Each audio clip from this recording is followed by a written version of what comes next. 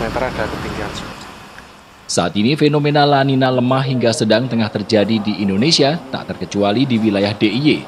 Dampak fenomena alam ini dapat menaikkan intensitas curah hujan antara 20 hingga 40% dari kondisi normal.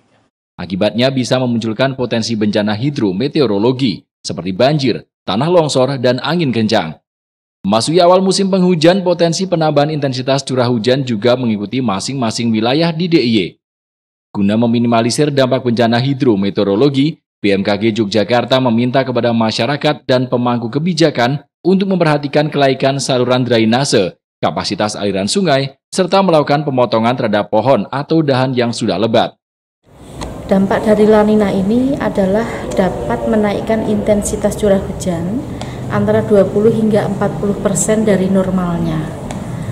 Nah, sehingga diharapkan masyarakat dan pemerintah waspada terhadap potensi bencana hidrometeorologi seperti banjir, tanah longsor, dan kemungkinan juga bisa disertai angin kencang dan petir itu dapat terjadi pada saat musim hujan yang bersamaan dengan adanya fenomena La Nina.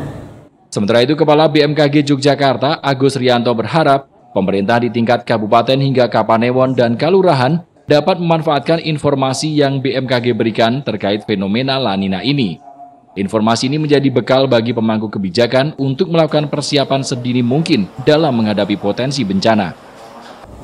Pesan yang mau BMKG sampaikan bahwa pemerintah daerah dalam hal ini baik dari pemerintah kabupaten bahkan hingga sampai ke kecamatan tentu memanfaatkan informasi yang BMKG berikan sehingga tentu itu akan mengurangi dampak yang lebih besar lagi. Jadi upaya-upaya pengurangan risiko bencana lewat kerjasama kami dengan BPBD Kulon Progo akan memberikan satu upaya pengurangan dari risiko bencana itu sendiri.